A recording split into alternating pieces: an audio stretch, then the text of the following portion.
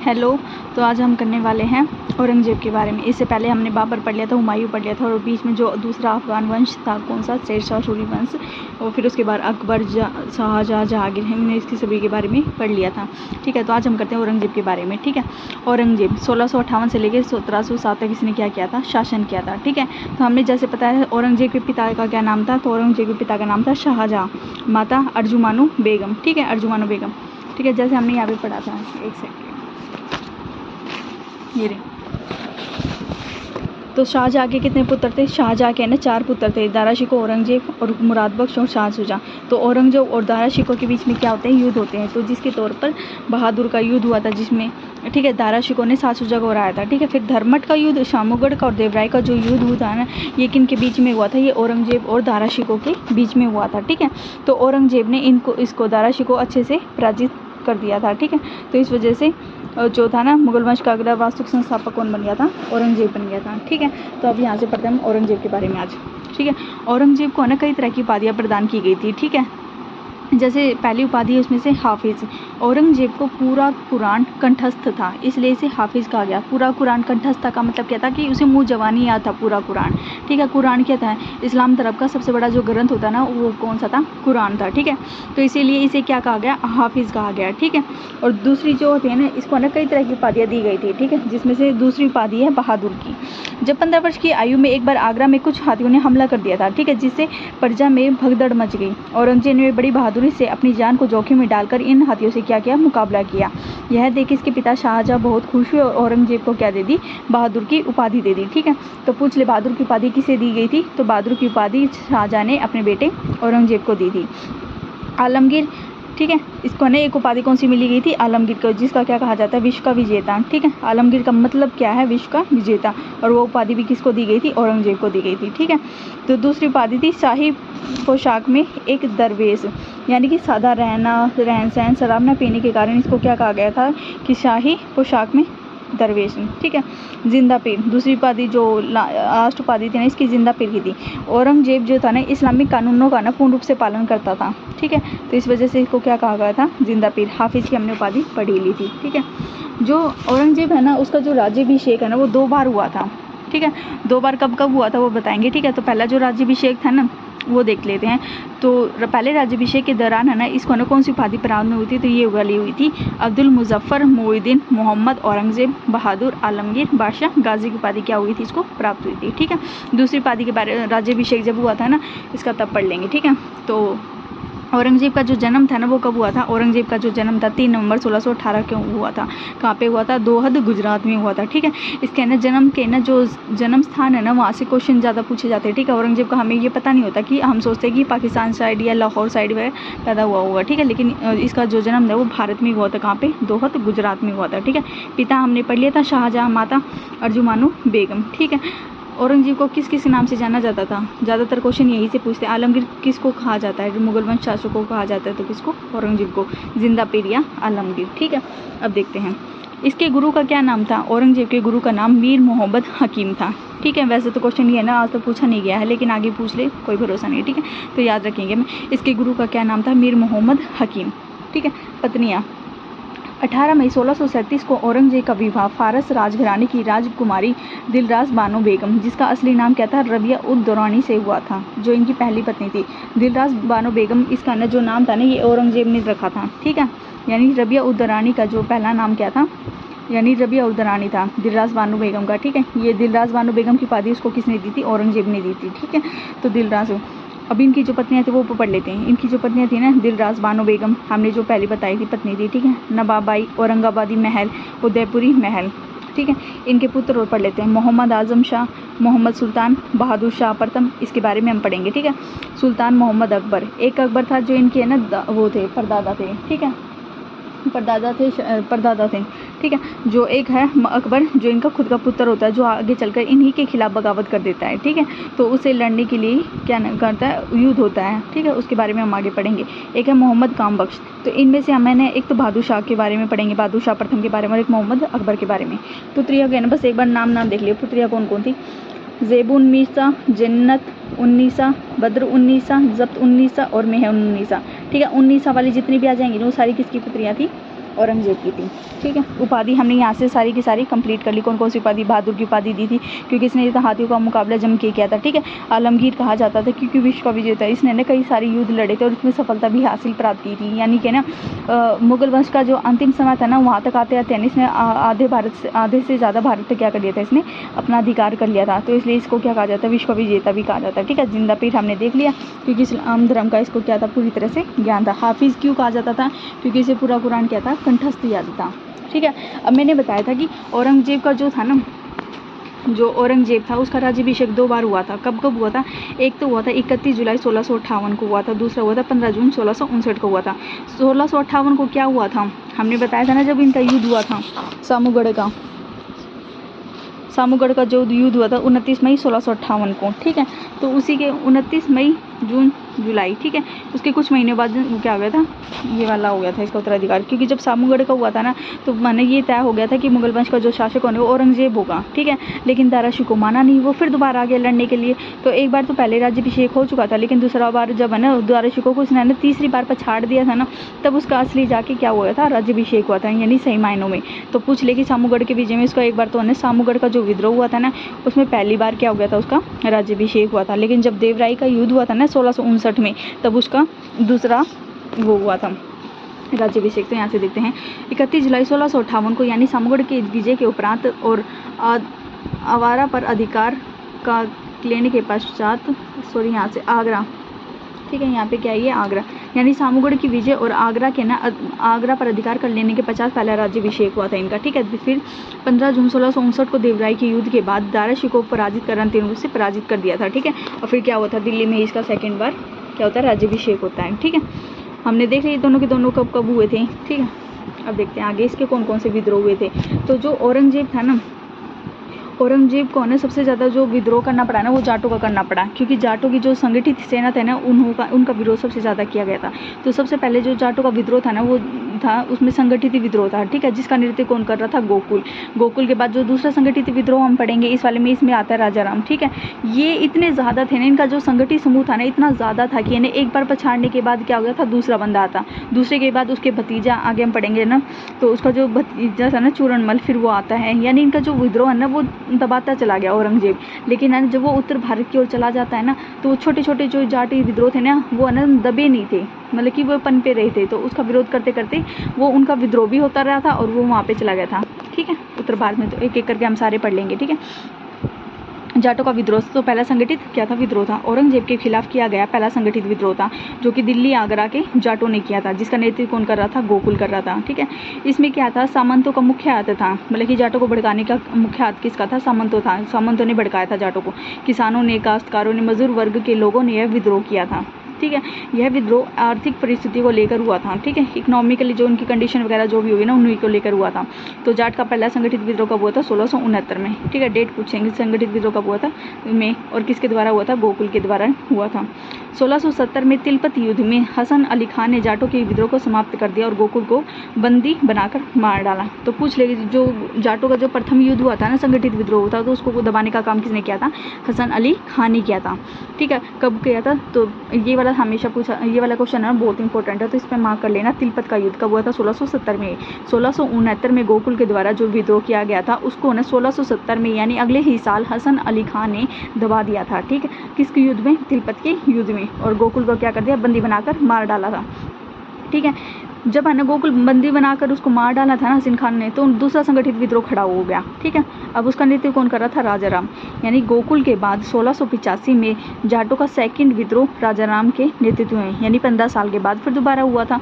इस विद्रोह में जाटों ने छापामार हमले व लूटमार की थी, यानी बहुत ज़्यादा लूटमार की, धन वगैरह लूट के लेके गए। ठीक है, इसने देखा कि अगर धार्मिक कट्टरता का परिचय औरंगजेब दे रहा है, तो हम भी उसी प्रकार का परिचय देंगे। ठीक है, और इसने औरंगजेब को चिढ़ाने और दुख पहुंचाने के लिए अकबर की कब्र खुदवाई, जो कि इसके परदाता थे। ठीक है, क्योंकि हमने देखा था अकबर आया था, अकबर, फिर आता जहांगीर, फिर आता शाहजहाँ, फिर शाहजहाँ का बाद पुत्र इसका औरंगजेब। ठीक है, यानी परदादा से भी परदादा, मतलब कि उस तरह दादा के भी दादा। ठीक है, यानी परदादा। ठीक है, परदादा थे इनके वाले में।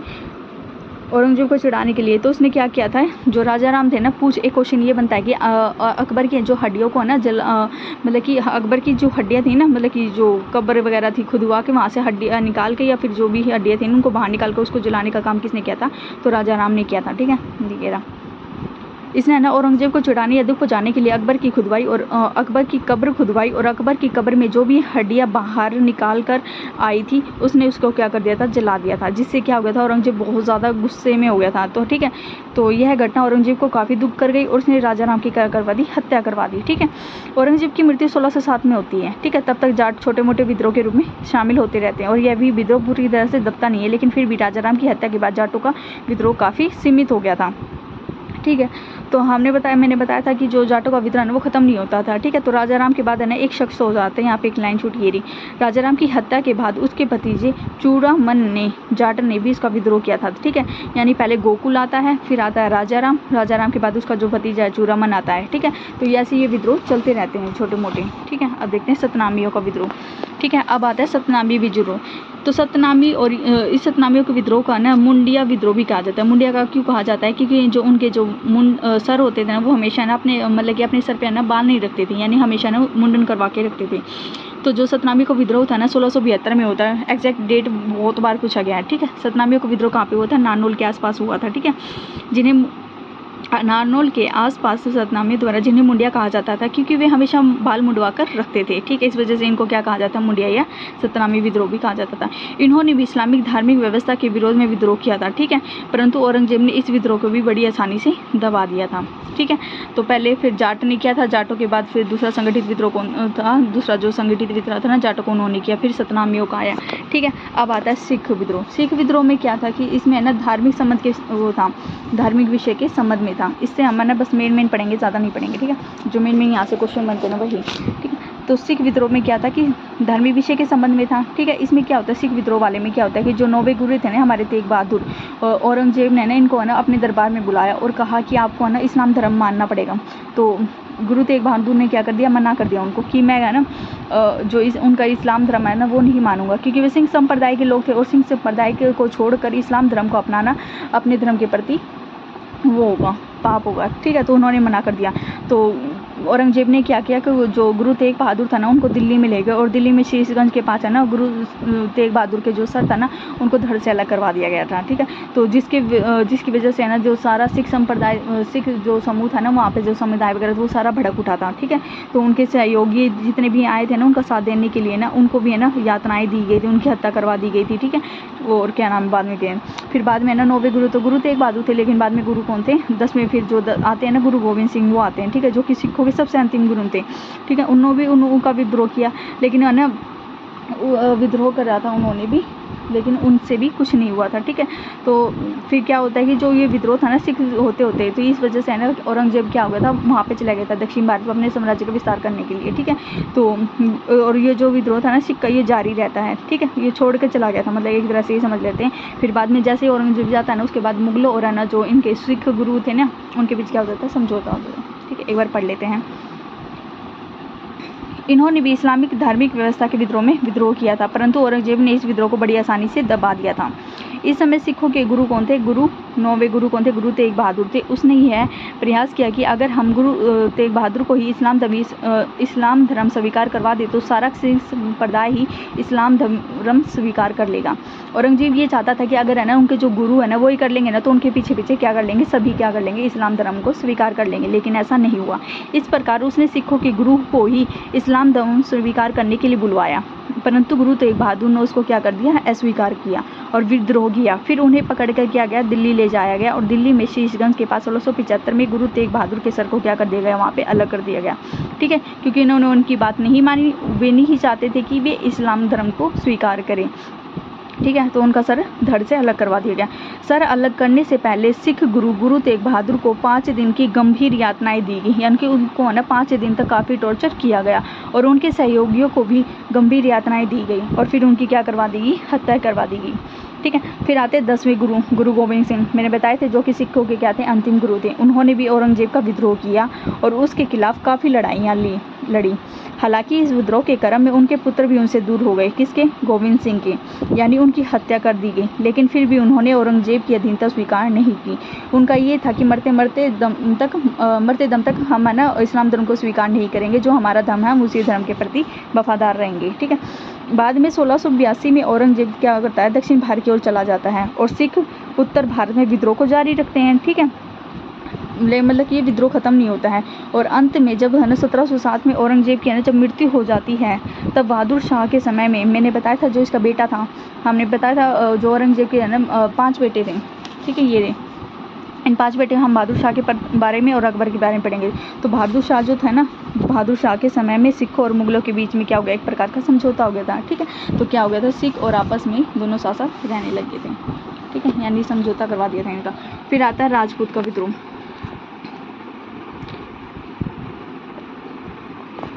अब पढ़ते हैं राजपूतों के विद्रोह में। राजपूत शासक अकबर के समय से ही मुगलों के काफ़ी सहयोगी हो गए थे। ठीक है, हमने पढ़ा था अकबर का जो टाइम पीरियड था ना, जब हमने देखा कि राजपूत अकबर जो थे ना हमारे, उन्होंने क्या कहता राजपूतों के साथ संबंध बनाए थे। आमेर के साथ जो उनके काफ़ी अच्छे संबंध थे। ठीक है, यानी जोधा भाई वगैरह थे, उनसे शादी की थी। ठीक है, अपने राज्य के उनको ना अपने है ना महल में ना ऊंचे ऊंचे पद हासिल किए गए थे। तो उनके जो साथ संबंध थे ना वो काफ़ी अच्छे थे। ठीक है, मुगलों के काफ़ी सहयोगी हो गए थे। परंतु औरंगजेब जब आता है ना, तो उसकी धार्मिक कट्टरता के सामने आती है ना, तब राजपूत भी मुगलों से दूर होने लग गए थे। क्योंकि है ना जो औरंगजेब था ना, वो चाहता था कि है ना सभी क्या करें, इस्लाम धर्म को माने।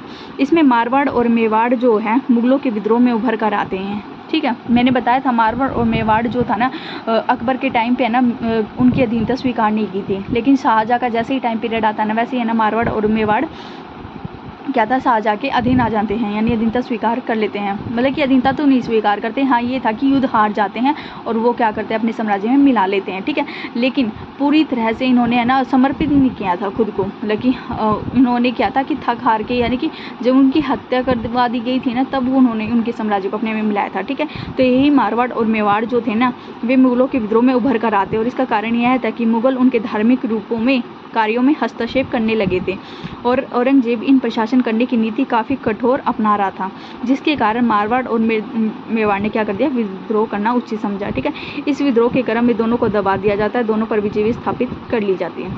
ठीक है, वही हुआ था, युद्ध हुआ, हार हुई, तो क्या कर लिया, उन पे अधिकार कर लिया। ठीक है, तो राजपूतों वाले में मारवाड़ और मेवाड़ का संबंध वो है ज़्यादा इम्पोर्टेंट। ठीक है, फिर आता है शहजादा अकबर। मैंने बताया था जो अकबर है ना, ये दूसरा अकबर है, ये इनका बेटा है औरंगजेब का, तो उसका क्या नाम था, शहजादा अकबर।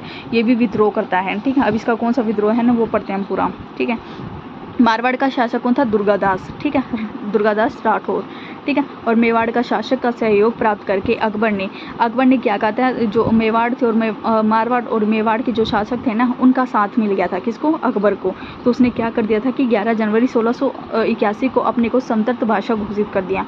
यानी औरंगजेब के वहाँ से मतलब कि अपने औरंगजेब का जो था ना साथ छोड़ दिया और इनके साथ किसका दिया, मारवाड़ के शासक और इनका साथ मिल गया था। तो उस वजह से उसने खुद को क्या कर दिया, समतट बादशाह घोषित कर दिया।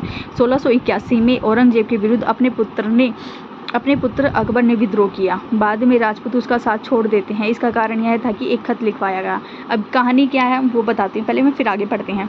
अकबर था ना, वो क्या हो गया था कि जाके ना राजपूतों के साथ मिल गया था। राजपूत कौन, मारवाड़ और मेवाड़ के शासक कौन थे, दुर्गादास या मेवाड़ के साथ। इनके साथ जाके क्या करता है, मिल जाता है, जो कि औरंगजेब को यह बात बिल्कुल भी अच्छी नहीं लगती। ठीक है, वो है ना राजपूत है ना और अकबर का ना पूरा साथ देते हैं। ठीक है, लेकिन बाद में ना औरंगजेब एक चाल चलता है, वो क्या करता है, धोखाधड़ी से है ना एक खत लिखवाता है और उस खत में ये लिखता है, अपने पुत्र को खत लिखता है, किसको, अकबर को, और लिखता है उसमें कि तुम है ना मुगलों के राजपूतों के साथ है ना तुम सही वो कर रहे हो, सही योजना कर रहे हो और तुम उनके खिलाफ तुम है ना मतलब कि है ना राजपूतों को है ना मुगलों के खिलाफ भड़का कर है ना अपना है ना रास्ता साफ कर रहे हो और उनके जो सैनिक है ना राजपूतों को धीरे धीरे मरवा रहे हो। ठीक है, ये खत है ना वो भिजवाता है कहाँ पे, राजपूतों के केवे में भिजवाता है, यानी कि जो काबिला था ना उनका वहाँ पे भिजवाता है। ठीक है, तो वहाँ पे काबिले में जब वो भिजवाता है ना तो वो खत उनको मिल जाता है राजपूतों को। उनको ये लगता है कि अकबर है ना उनसे धोखा कर रहा है। ठीक है, तो वो क्या करता है, अकबर को वहाँ से निकाल देते हैं, कौन, राजपूत। ठीक है, अपने मतलब कि अपने जो प्लान वगैरह थे ना उन सभी से क्या करते थे, उनको निकाल देता है। ठीक है, तो आगे चल के एक बार कहानी स्टोरी आगे पढ़ते हैं फिर बताती हूँ आगे। ठीक है। देखो ये था 1681 में औरंगजेब के विरुद्ध उसके पुत्र अकबर ने क्या कर दिया था, विद्रोह कर दिया था। बाद में राजपूत उसका साथ छोड़ देते हैं। ठीक है, क्यों छोड़ देते हैं वो देखते हैं। औरंगजेब ने खत लिखवाया। खत में क्या था, बहुत अच्छा काम कर रहे हो तुम अकबर की तुम, ठीक है, कि तुम राजपूतों के साथ मिलकर उनको हमारे खिलाफ भड़का रहे हो और अब हम राजपूतों को बारी बारी से मार रहे हैं। उनका कहने का मतलब यह था कि औरंगजेब ने ना ये खत लिखवाया था उसके खिलाफ, ताकि ना राजपूत जो है ना वो अकबर को अपने खेमे से बाहर निकाल दे। ठीक है, यानी बहुत अच्छा काम कर रहे हो तुम अकबर, कि तुम राजपूतों के साथ मिलकर उनके खिलाफ हमारे भड़का रहे हो और हम उनके राजपूतों को धीरे धीरे करके बारी बारी करके मार रहे हैं। चिट्ठी राजपूतों के खेमे में फैला दी। अब राजपूतों को ऐसा लगा कि यह औरंगजेब और अकबर की क्या है चाल है, कि अकबर आकर हमारे साथ मिल गया है और यह हमारे ही आदमियों को क्या करवा रहा है, मरवा रहा है। इस तरह से राजपूतों को लगा कि अकबर उनका सहयोगी नहीं बल्कि गुप्त रूप से उनका क्या है, शत्रु है। उन्होंने अकबर का क्या कर दिया, साथ छोड़ दिया। अब जो था ना अकबर, वो कहाँ पर भाग जाता है, शिवाजी के पास। फिर आगे चलकर शिवाजी उनका साथ देता है। अब अकबर भाग कर शिवाजी के पास जाता है, परंतु उस टाइम जो शिवाजी नहीं थे वहाँ पे, ठीक है, वो मराठा संप्रदाय के ना युद्ध के लिए ना किसी युद्ध में गए हुए थे। तो उनका जो पुत्र था ना संभाजी, उनकी शरण में जाता है। संभाजी ने भी उनको संरक्षण दिया, जिसके कारण औरंगजेब उसका पीछा करते हुए मराठा क्षेत्र तक पहुंचता है और अंतिम वर्ष दक्षिण भारत में ही व्यतीत करता है। कौन, औरंगजेब। ठीक है, दक्षिण भारत क्यों गया था औरंगजेब, अपने जो पुत्र था ना अकबर, उनका पीछा करते करते वो वहाँ पे पहुंचा था। ठीक है, बाद में जो था ना अकबर फारस चला गया, क्योंकि मराठे भी पराजित होने लगे थे। औरंगजेब के आगे है ना मराठे भी क्या होने लगे थे, हारने लगे थे। फिर फारस के शाह ने उसको संरक्षण दिया, किसको, अकबर को। ठीक है, और लंबे समय तक वहीं रहा और बाद में अकबर की भी मृत्यु फारस के क्षेत्र में ही हो गई थी। और जो औरंगजेब था ना, मतलब कि हमने देखा दक्षिण भारत में गया था अपने बेटे को ढूंढते ढूंढते, उसका पीछा करते करते, तो वहाँ पे मारने के लिए। ठीक है, तो वो दक्षिण भारत में ही रह गया।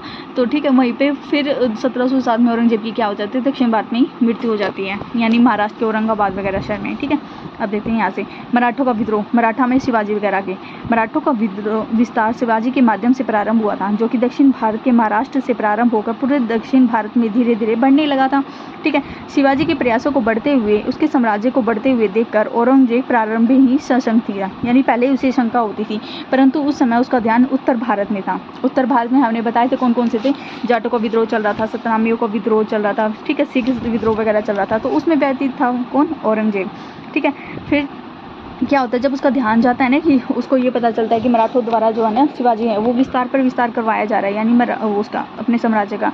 ठीक है, तो वो क्या कर रहा है, साम्राज्य को बढ़ते हुए देखकर वो शंकित हो जाता है और क्या करता है, अपने राजपूत जो थे ना राजा जयसिंह को शिवाजी के पास संधि करने के लिए भेजता है। ठीक है, फिर है ना जयसिंह की और शिवाजी के बीच में क्या होती है, पुरंदर की संधि होती है। कब होती है, जून 1665 में। ठीक है, जिसको पुरंदर की संधि भी कहा जाता है। तो यहाँ से मोस्ट इंपॉर्टेंट क्वेश्चन ये बनता है कि पुरंदर की संधि कब हुई थी और किसके बीच में हुई थी। ठीक है, तो पुरंदर की संधि जून 1665 को हुई थी।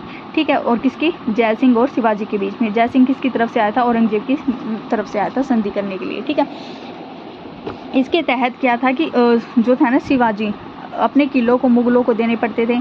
ठीक है, यानी कि इनके बीच जो संधि हुई थी ना उसकी कुछ शर्तें थी। ठीक है, उस शर्तों के बारे में हम पढ़ेंगे एक बार। ठीक है, ये ना शिवाजी और जयसिंह के बीच संधि इतने की हुई थी जून 1665। इसके तहत शिवाजी को अपने किले किसको देने पड़ते थे, मुगलों को देने पड़ते थे। और औरंगजेब की तरह से प्रतीकात्मक जीत होती है, यानी एक तरह से ये भी मान सकते हैं कि जो शिवाजी थे उन्होंने हार मान ली थी संधि के तौर पर। ठीक है, तो संधि कर ली थी, हार मान के ही तो संधि होती है। उन्होंने हार मानी और संधि कर ली और उनकी कुछ शर्तों का माननी पड़ेगी, किसकी, औरंगजेब की कुछ शर्तें। और वो कौन कौन सी शर्तें थी, तो पहली तो ये थी कि अपने किले किसको देने पड़ेंगे, मुगलों को देने पड़ेंगे।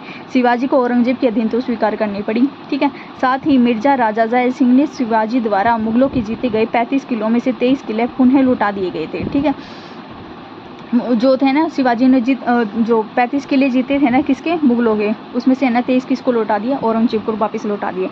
इस संधि के तहत शिवाजी के बड़े पुत्र संभाजी को औरंगजेब के दरबार में भेजा व 5000 का मनसब दिया गया। ठीक है, यानी पद दिया गया। मनसब 5000 मनसब का था, मतलब था पद वगैरह था ना कोई, वो दिया गया।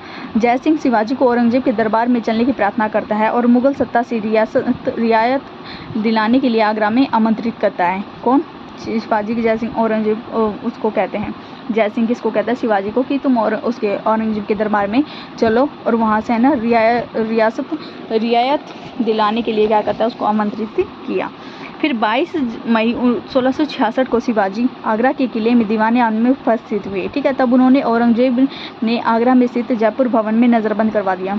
ठीक है, ये इनकी चाल थी, किनकी, औरंगजेब की और जय सिंह की कि तुम है ना शिवाजी को मेरे दरबार में लेकर और उनको लाते साथ हम क्या कर देंगे, उनको नज़रबंद कर देंगे। ठीक है, तो इस वजह से ये रहा कि 22 मई 1666 को शिवाजी आगरा के किले में दीवाने आम में उपस्थित होता है। ठीक है, उसको तो ये लगा कि संधि हो चुकी है, तो अब मतलब कि औरंगजेब उसका कुछ नहीं करेगा, लेकिन उनके क्या थी, कूटनीति थी, जिसके तहत क्या हो गया था, शिवाजी उसमें फंस गया था। ठीक है, तब उन्होंने औरंगजेब ने आगरा में स्थित जयपुर भवन, ठीक है, पूछ ले, औरंगजेब ने है ना शिवाजी को कहाँ पे नज़रबंद करवाया था, तो जयपुर भवन में नज़रबंद करवाया था। फिर शिवाजी भागने में सफल हो जाते हैं। ठीक है, कौन, शिवाजी वहाँ से भाग जाता है। फिर जय सिंह का जो पुत्र था ना राय सिंह, आगरा से शिवाजी को निकालने में मदद की और दक्षिण भारत में जाकर पुनः मुगलों की सेना से लड़कर कई किलों को उन्होंने जीत लिया था। ठीक है, यानी कि ना पूछ ले शिवाजी की मदद किसने की थी, जो जय सिंह का जो पुत्र था ना राय सिंह, उन्होंने आगरा से शिवाजी को निकलने में क्या की, मदद करी थी। ठीक है, फिर वहाँ से वो क्या कहते हैं, भाग गए थे। ठीक है, वहाँ से भाग गए, रियासत दक्षिण में भारत में जाकर मुगलों से लड़ कर कई किलों को उन्होंने जीत लिया। किसने, शिवाजी ने। फिर आगे हम पढ़ते हैं इसका।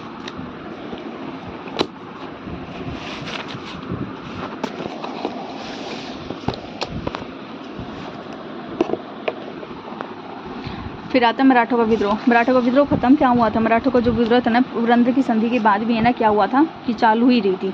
शिवाजी की मृत्यु के बाद उसके पुत्र संभाजी ने मुगलों से क्या किया, संघर्ष जारी रखा। ठीक है, उसको वो लड़ता रहा हो, किंतु सावधानी के कारण, असावधानी के कारण 1689 में अपने मंत्री कवि कलश के साथ पकड़ा गया। ठीक है, तो और 1689 में संभाजी का क्या कर दिया गया, कत्ल कर दिया गया। ठीक है, और फिर मतलब ये पूछ ले कि मराठों का जो विद्रोह था ना, पहले शिवाजी था, शिवाजी ने हार मान ली, संधि कर ली पुरंदर की। ठीक है, पुरंदर की संधि जून 1665 में हुई थी। ठीक है, ये रही जून 1665, बार बार याद करेंगे ना तभी याद होगा। ठीक है, मराठों का जो, ठीक है, शिवाजी आए, शिवाजी ने क्या की, संधि कर ली हार मानकर। ठीक है, जून 1665 में।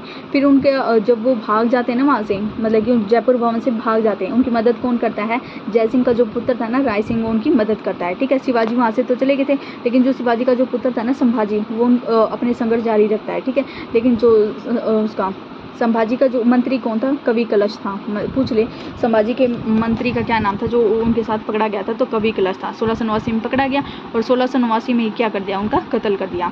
ठीक है, 1689 में संभाजी का क्या कर दिया गया, कत्ल। 1690 तक मुगल साम्राज्य अपने चरमोत्कर्ष पर था और जो काबुल से लेकर चरगांव व कश्मीर से लेकर कावेरी नदी तक फैला था। मैंने बताया था मुगलों का जो था ना जो शासन था ना खत्म होने से पहले, यानी मुगल वंश के बाद उत्तर मुगल वंश भी आया था। ठीक है, जिसके बारे में हम आगे पढ़ेंगे। ठीक है, तो वो क्या था कि मुगल वंश जैसे ही खत्म होने वाला था ना, उससे पहले क्या था कि जो औरंगजेब था ना, उसने ना भारत के आधे से ज़्यादा भाग पर क्या कर लिया था, अधिकार कर लिया था। तो वही बात वो ली गई है कि काबुल से लेकर चरगांव तक और कश्मीर से लेकर कावेरी नदी हमें पता है, जो महाराष्ट्र वगैरह साइड वाला जो एरिया है दक्षिण भारत का, वहाँ तक उनका फैला हुआ था। ठीक है, तो ये वाला था मराठों का विद्रोह। मराठों का विद्रोह तो यहाँ पे खत्म हो जाता है। फिर आगे गया था दक्षिण भारत विजय। जो औरंगजेब का जो समय था ना, लास्ट समय जो था, हमने देखा था कि 1707 में, हमें पता है 1707 में ना औरंगजेब की क्या हो जाती है, मृत्यु हो जाती है। ठीक है, जो कि कहाँ पे होती है, दक्षिण भारत में, क्योंकि ये दक्षिण भारत में ही फंस कर रह जाता है। ठीक है, उसके कई काम वगैरह जो थे ना, वो ही वाला देखते हैं यहाँ से। 1682 में औरंगजेब ने दक्षिण भारत में जाने का निर्णय लिया। ठीक है, औरंगजेब की दक्षिण विजय का मुख्य उद्देश्य साम्राज्य का विस्तार करना था। उसे तो अपने साम्राज्य का विस्तार करने के लिए जाना था। ठीक है, 1682 में। ठीक, वहाँ पे जाके उसने क्या क्या किया वो देखते हैं। बीजापुर अभियान। तो बीजापुर अभियान 1685 से लेकर 86 तक। ठीक है, जैसे ही वो दक्षिण भारत में गया ना, उसके 3 साल बाद उसने बीजापुर कहाँ पे, कर्नाटक में। तो वहाँ का सुल्तान कौन था, सिकंदर आदिल शाह था। मोस्ट इंपॉर्टेंट नाम है, इसके बारे में कई बार पूछा जाता है। ठीक है, आदिल शाह कहाँ का था, बीजापुर था। औरंगजेब ने इसे पराजित कर इसके किले पर अधिकार कर लिया और इसे है ना 1 लाख रुपए वार्षिक पेंशन देकर बीजापुर को मुगल साम्राज्य में क्या किया, मिला लिया। उसने कहा कि है ना मैं तुम्हें ना 1 लाख रुपए है ना वार्षिक, यानी 1 साल रुपए है ना 1 लाख रुपए दूंगा साल के पेंशन के बतौर पर। तो और क्या करो, तुम अपने किले को छोड़ के, मतलब कि अपने किले पर मेरा अधिकार करवा दो। ठीक है, तो वो क्या करता है, मान जाता है और जिसकी वजह से वो अपने साम्राज्य में मिला लेता है। ठीक है, तो बीजापुर अभियान में ये होता है। फिर गोलकुंडा, ये सारे है ना दक्षिण भारत के ही है, गोलकुंडा भी वहीं पे ही है। ठीक है, कर्नाटक साइड ही है। तो 1685-86 में अगले ही साल क्या आता है, वहाँ का गोलकुंडा का शासक कौन था, अबुल हसन कुतुब शाह। ठीक है, ये दोनों नाम बहुत इंपॉर्टेंट है, प्लीज़ स्किप मत करना। बीजापुर के आदिल शाह, गोलकुंडा के हसन कुतुब शाह। औरंगजेब ने इसे बंदी बना लिया और इसे 50,000 रुपये वार्षिक पेंशन देकर इसके राज्य को मुगल साम्राज्य में मिला लिया। ठीक है, ये मान नहीं रहा था तो उसने क्या कर लिया, बंदी बना लिया, लेकिन इसको पेंशन फिर भी दी गई थी। इस प्रकार जो दक्षिण भारत के प्रमुख विरोधी थे, इन सब को दबाने में औरंगजेब क्या रहा, सफल रहा। दक्षिण भारत औरंगजेब का कब्रिस्तान सिद्ध हुआ। क्यों हुआ? क्योंकि ये दक्षिण भारत में ही फंस कर रह गया था। क्यों हुआ देखते हैं।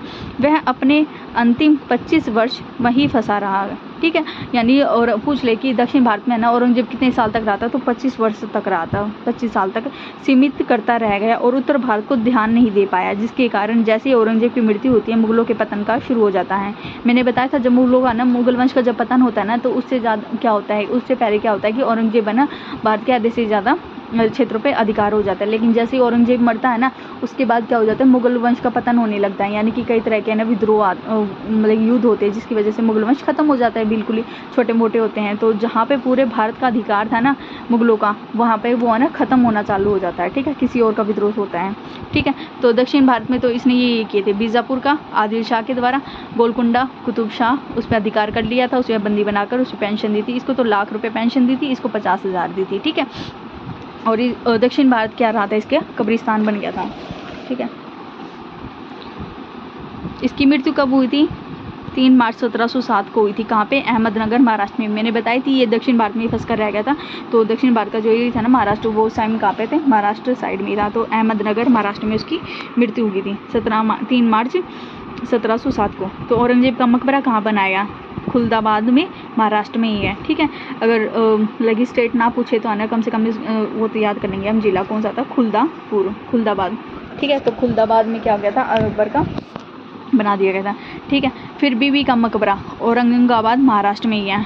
जो औरंगजेब था ना, उसकी जो पहली पत्नी थी रबिया उद दुरानी, जिसे किसका नाम दिया गया था? दिलराज बानो बेगम, ठीक है। तो उसकी याद में बनवाया था, किसने? औरंगजेब ने बनवाया था। उसका क्या नाम था? बीबी का मकबरा।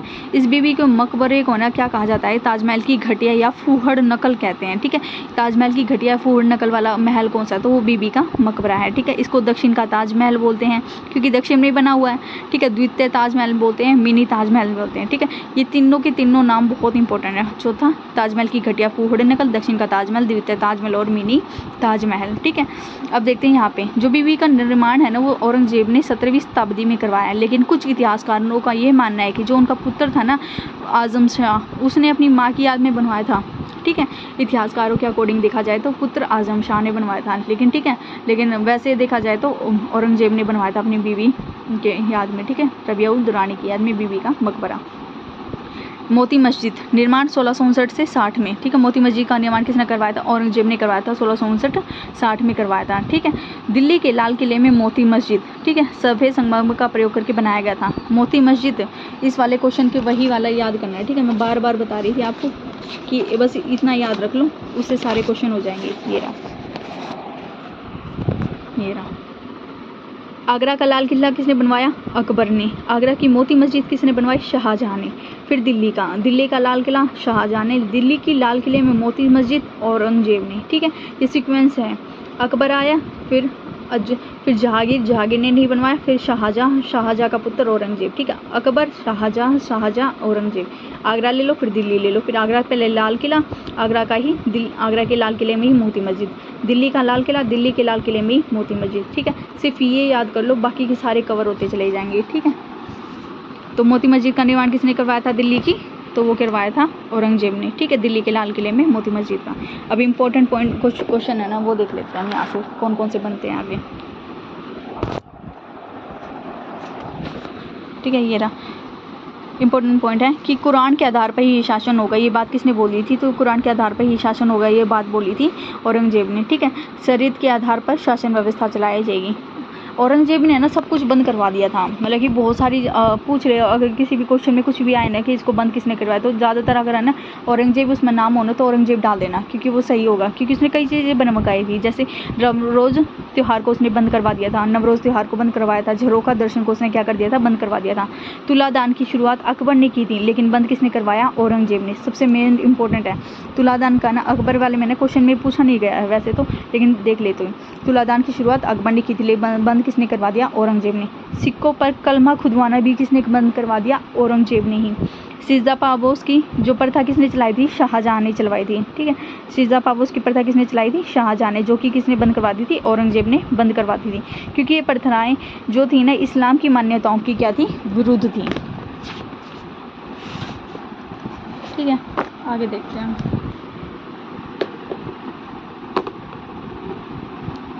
1663 में सती प्रथा पर प्रतिबंध लगा दिया। ठीक है, अकबर ने बंद करने के प्रयास किए थे, किसको? सती प्रथा पर, लेकिन पूर्ण रूप से जो था ना बंद किसने कर दिया था? औरंगजेब ने। सबसे ज़्यादा मोस्ट इम्पोर्टेंट क्वेश्चन है। ठीक है, सबसे ज़्यादा मोस्ट इम्पोर्टेंट, मतलब कि सती प्रथा को बंद करने के प्रयास किसने किए? अकबर ने, लेकिन पूर्ण रूप से अगर पूछ ले तो किसने बंद किए थे? तो वो किसने किए थे? औरंगजेब ने। कब किए थे? विद डेट याद रखना है, 1663 में। 1663 में सती प्रथा पर प्रतिबंध लगा दिया था। ठीक है, इसने हिंदुओं पर तीर्थ यात्रा कर लगाया था। ठीक है, अकबर ने तो तीर्थ यात्रा कर हटा दिया था। ठीक है, यानी दास प्रथा का अंत किया था, तीर्थ यात्रा जजिया कर हटाया था, किसने? अकबर ने। तो तीर्थ यात्रा कर के बारे में हमने पढ़ा था, तीर्थ यात्रा कब कर हटाया था उसने? 1563 में तीर्थ यात्रा कर, किसने? अकबर ने। ठीक है, लेकिन औरंगजेब ने क्या कर दिया था? औरंगजेब ने लगा दिया था। 1679 में औरंगजेब ने हिंदुओं पर भी जजिया कर लगा दिया था। अकबर ने क्या कर दिया था? जजिया कर हटा दिया था। जजिया कर की समाप्ति कर दी थी कब? अकबर ने तो की थी 1564 में, लेकिन 1679 में औरंगजेब ने हिंदुओं पर भी जजिया कर लगा दिया। मुहतसिब यानी धर्माधिकारी था नामक अधिकारी की नियुक्ति की, जिसका कार्य समाज में ये देखना था कि आम जनता धर्म के अनुसार आचरण कर रही है या नहीं। ठीक है, तो पूछ ले मुहतसिब क्या है? मुहतसिब, ठीक है, मुहतसिब का मतलब होता है धर्माधिकारी, जिसका कार्य ये होता है कि कोई मतलब कि जो लोग हैं ना वो धर्म के प्रति है ना अपना आचरण सही ढंग से कर रहे या नहीं कर रहे। ठीक है, तो उसके लिए किसका नियुक्त किया गया था? मुहतसिब को। ठीक है, वेश्यालय जो शहरों के पास चलाए जाते थे उनको क्या कर दिया गया? बंद करवा दिया गया। ठीक है, अकबर, जहांगीर और शाहजहां के समय में ना संगीत, चित्रकला, नाच गाना जो था ना उसको है ना काफ़ी ज़्यादा प्रोत्साहन मिला था, लेकिन औरंगजेब ने इसको क्या कर दिवा दिया था? बंद करवा दिया था। ठीक है, तो अकबर, जहांगीर और शाहजहां के समय में संगीत, चित्रकला, नाच गाना को प्रोत्साहन मिला, लेकिन औरंगजेब ने क्या करवा दिया? बंद करवा दिया। ठीक है, औरंगजेब ने संगीत और नृत्य पर पाबंदी ज़रूर लगाई थी, पर वह स्वयं क्या बजाता था? बीड़ा बजाने में उस्ताद था। हमने पढ़ा था, एक और पढ़ा था कि अकबर क्या बजाता था? अकबर तो नगाड़ा बजाता था, और औरंगजेब क्या बजाता था? बीड़ा बजाने में क्या था? उस्ताद था। इसने मुगल सेना में हिंदुओं को काफ़ी जगह दी। पूरे मुगल शासन के दौरान इतने हिंदू सेनापति किसी के शासनकाल में नहीं थे। सबसे ज़्यादा मोस्ट इम्पोर्टेंट क्वेश्चन। ठीक है, सबसे ज़्यादा जो थे ना पूरे मुगल वंश में अकबर, शाहजहां, जहांगीर, मतलब कि जो इनका सारे थे ना सभी में सबसे ज़्यादा सैनिक हिंदू सैनिक किसके दरबार में थे? तो किसके दरबार में थे? मुगल सेना के शासनकाल में थे। कितने परसेंट? 33% सेना हिंदू थी। इसने शरीयत के विरुद्ध लिए जाने वाले लगभग 80 करों को समाप्त किया। कितने करों को? 80 करों को समाप्त कर दिया। इन्हीं में अबाब नाम के नाम से जाने वाला रायदारी क्या था? सबसे ज़्यादा मोस्ट इंपॉर्टेंट है, यूपीएससी के एग्जाम में पूछा गया था। रायदारी क्या है? तो रायदारी परिवहन कर है। ठीक है, रायदारी क्या है? परिवहन कर है। एक है पांडारी का अर्थ है चुंगी कर। ठीक है, ये मोस्ट इंपॉर्टेंट है, ये है ना एनसीईआरटी बुक में से ढूंढ के मैंने निकाला है। ठीक है, तो यहाँ से हो गया कि इन्हें अबाब के नाम से जानने वाला रायदारी यानी जिसे परिवहन कर करते हैं, और पांडारी यानी चुंगी कर नामक स्थानीय कर भी शामिल थे। ठीक है, किस वाले में? इन 80 करों में। ठीक है, जो समाप्त करवाए देने इन दोनों को क्या करवा दिया था? समाप्त करवा दिया था। ठीक है, औरंगजेब ने निर्माण किस चीज़ का करवाया था? पहले तो हमने देख लिया था, मोती मस्जिद का निर्माण करवा दिया था। ठीक है, मोती महल दिल्ली, वही मोती मस्जिद, महल भी बोलते हैं जिसको हम। ठीक है, मोती मस्जिद का बीबी का मकबरा, यही 3 चीज़ बनवाई थी। ठीक है, तो यहाँ से हो गया हमारा औरंगजेब का कंप्लीट, पूरा मुगल वंश हमारा हो गया है कंप्लीट। आगे देख लेंगे हम फिर दोबारा। ठीक है, एक बार दोबारा देख लेते हैं औरंगजेब के बारे में। ठीक है, कई तरह की उपाधियाँ दी गई थी, जिसमें क्या थी? हाफिज थी। जन्म कब हुआ था? ठीक है, 3 नवंबर 1658 को दोहद गुजरात में होता है। जिंदा पीर या आलमगीर के नाम से जाना जाता है। ठीक है, इनके गुरु मीर मोहम्मद हकीम। 5 पुत्र थे, लेकिन जो पढ़ते हैं जिसमें बहादुर शाह प्रथम, ठीक है, और सुल्तान मोहम्मद अकबर। उपाधियाँ बहादुर की उपाधि, आलमगीर की, हाफिज की, जिंदा पीर की, दरवेश की। ठीक है, इसका जो राज्याभिषेक था ना वो 2 बार हुआ था। कब हुआ था? 31 जुलाई 1658 को, 15 जून 1659 को। ठीक है, जाटों का विद्रोह हुआ था। पहला जाट था गोकुल, उसके विद्रोह को दबा दिया था। फिर दोबारा आया था राजा राम। ठीक है, दूसरा संगठित विद्रोह था। ठीक है, राजा राम के बाद उसका आया था भतीजा चूड़ामन। ठीक है, उसके बाद आता है फिर 97 को विद्रोह, जो कि 1772 में नारनौल में हुआ था, ठीक है। उसके विद्रोह को भी दबा दिया गया। सिख गुरुओं में 9वें जो गुरु थे ना, गुरु तेग बहादुर, उन्होंने इस्लाम धर्म को स्वीकार करने से मना कर दिया, तो उनका अनुरोध दिल्ली में ले जाकर शीशगंज के पास क्या कर दिया गया, उनको सर धड़ से अलग कर दिया गया। फिर 10वें गुरु आते हैं गुरु गोविंद सिंह, ठीक है। वो भी नहीं मानते हैं इस्लाम धर्म को, मानने से वो भी क्या कर देते हैं, अस्वीकार कर देते हैं, ठीक है। तो उनके भी विद्रोह को दबा देता है। इनके विद्रोह को दबाता क्या है, जो औरंगजेब वो कहाँ पे चला जाता है, दक्षिण भारत में, ठीक है। फिर उनके पीछे से ये युद्ध चलते रहते हैं, लेकिन बाद में जो बहादुर शाह प्रथम आता है ना, इनका जो पहला पुत्र आता है, जो हमने बताया था कि इसके 2 ही पुत्र के बारे में पढ़ेंगे, बहादुर शाह प्रथम और मोहम्मद अकबर, ठीक है, अकबर, ठीक है। तो बहादुर शाह क्या करता है कि उसके है ना सिख गुरुओं के साथ है ना अच्छे संबंध बन जाते हैं, और क्या करते हैं, मुगलों के साथ एक प्रकार का इसका समझौता हो जाता है, ठीक है। तो राजपूतों के साथ इनके जो संबंध है ना काफ़ी वो हुए थे, विद्रोह है ना, जो विद्रोह करवाया गया था राजपूतों का, ठीक है। राजपूतों में कौन थे, मारवाड़ मेवाड़ के जो शासक थे ना, उनके विद्रोह को भी इसने औरंगजेब ने अच्छे से बताया था। लेकिन जो मारवाड़ और मेवाड़ का जो उसने ना अकबर का साथ दिया, जो इनके पुत्र थे ना अकबर का साथ दिया, और उसके विद्रोह उनको भड़का दिया, ठीक है। लेकिन औरंगजेब ने क्या कर दिया, तो अकबर के ना अकबर को एक चिट्ठी लिखी, जिसकी वजह से ना राजपूतों को ये लगा कि हमारे खिलाफ मतलब कि है ना हमारे वो चाल चल रहा है कोई, ठीक है। तो राजपूत क्या कर देते हैं, इसको निकाल देते हैं। तो शहजादा अकबर का विद्रोह वहीं से होता है, ये वाला स्टार्ट, ठीक है। तो उसको निकाल देते हैं। तो अकबर क्या करता है, अकबर भागते भागते है ना दक्षिण भारत में चला जाता है, ठीक है। दक्षिण भारत में है ना, मतलब कि वहाँ पे शिवाजी के पास चला जाता है, ठीक है। शिवाजी वहाँ पे होता नहीं है, तो संभाजी होता है। संभाजी को जब पीछा उसके जो पिताजी ना औरंगजेब, वो पीछा करते करते वहाँ भी पहुँच जाते। तो वहाँ से अकबर क्या करता है, तो वो फारस की ओर भाग जाता है, और वहीं पर जाके उसकी मृत्यु हो जाती है, ठीक है। फिर क्या था, मराठों का विद्रोह, फिर मराठों का विद्रोह होता है, फिर शिवाजी आता है, ठीक है। क्योंकि इनके जो पुत्र थे उसकी मदद किसने की थी, अकबर ने, मतलब कि इसने ना औरंगजेब के पुत्र अकबर की मदद की थी, इस वजह से इसे का विद्रोह होता है, ठीक है। शिवाजी के विद्रोह होते हैं, ठीक है। यहाँ से हमने सारा का पढ़ा था, ठीक है। फिर क्या होता है कि मराठों के बीच में ना संधि होती है, पुरंदर की संधि, जून 1665 में, जय सिंह के बीच में और शिवाजी के बीच में, ठीक है। शिवाजी को ना कई तरह की शर्तें मानने के लिए कहा जाता है, ठीक है। फिर औरंगजेब है ना धोखाधड़ी से ना शिवाजी को अपने महल में बुलाता है, और उसको क्या कर देता है, नज़रबंद करवा देता है। लेकिन वहाँ से शिवाजी क्या कर देता है, भाग जाता है वहाँ से, ठीक है। लेकिन भागते भागते है ना वो वहाँ पे क्या था, जो शिवाजी को जो भागने में मदद थी ना, वो जो जय सिंह था ना, हमने देखा जिनके बीच संधि थी शिवाजी और जय सिंह के बीच, उसका जो पुत्र था ना राय सिंह, वही क्या करता था, उनको मदद करता है, ठीक है, उसको भगाने में, शिवाजी को भगाने में, ठीक है। फिर मराठा विद्रोह होता है, यानी कि शिवाजी की जब मृत्यु हो जाती है, फिर उनका पुत्र आता है, ठीक है। उनके पुत्र के बाद उनके पुत्र के जो था ना मित्र, जो था मंत्री था कवि कलश, वो भी मिल जाता है, दोनों की मृत्यु हो जाती है, मतलब कि किसके द्वारा, औरंगजेब उनको क्या कर देता है, मार देता है, ठीक है। फिर ठीक है, फिर दक्षिण भारत में चला जाता औरंगजेब, जहाँ पे जाके है ना बीजापुर में आदिल शाह, गोलकुंडा में हसन कुतुब शाह, इन दोनों को क्या कर देता है, पराजित कर देता है, ठीक है। और 25 साल तक है ना दक्षिण भारत में रहता है औरंगजेब, और वहीं पे उसकी क्या हो जाती है, मृत्यु हो जाती है, कब, 1707 में, ठीक है। फिर क्या क्या बनवाया इसने, इसकी मृत्यु 3 मार्च 1707 को हुई थी, ठीक है, अहमदनगर महाराष्ट्र में हुई थी, ठीक है। इसका मकबरा कहाँ पे है, खुलदाबाद महाराष्ट्र में है। इसने किस चीज़ का निर्माण करवाया था, बीबी का मकबरा, अपनी बीबी की याद में। कौन थी इसकी बीबी, रबिया उद दौरानी यानी दिलराज बानो बेगम, ठीक है। जिसको क्या कहा जाता है, दक्षिण का ताजमहल, द्वितीय ताजमहल या मिनी ताजमहल, ताजमहल की घटिया या फूहड़ नकल। मोती मस्जिद का निर्माण इसने करवाया था औरंगजेब ने, ठीक है। और कौन कौन से थे, इसने कई तरह की कई चीज़ों को बंद करवाया था, जैसे नवरोज त्यौहार को बंद करवाया, झरोखा दर्शन को बंद करवाया, तुलादान की शुरुआत जिसने अकबर ने की थी उसको बंद करवा दिया, कलमा खुदवाना इसने बंद कर दिया, सीता पावोस की प्रथा को इसने बंद कर दिया, ठीक है। सती प्रथा पर इसने प्रतिबंध लगा दिया, हिंदुओं पर तीर्थ यात्रा कर लगाया, ठीक है। और हिंदुओं पर पुनः जजिया कर भी लगा दिया, ठीक है। हिंदुओं पर 2 तरह थे, तीर्थ यात्रा कर और जजिया कर, जो कि दोनों हटा दिए थे ना अकबर ने, उन दोनों पे लगा दिए थे इसने, ठीक है। मोहत सिंह नामक अधिकारी की है ना वो की थी, नियुक्ति की थी इसने, ठीक है। वैशाली इसने बंद करवा दिए थे, जो कि उनके समय में चल रहे थे, शहरों के पास जो चलाए जाते थे उनको।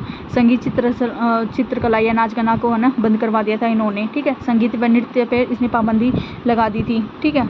औरंगजेब खुद वीणा बजाता था, लेकिन सभी चीज़ों को इसने बंद करवा दिया था, क्योंकि इसको पसंद नहीं था, और वे इस्लाम धर्म के सारे विरुद्ध थे, ठीक है।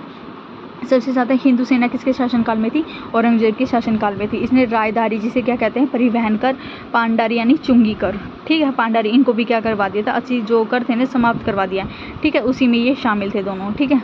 ये हो गया हमारा कंप्लीट औरंगजेब का।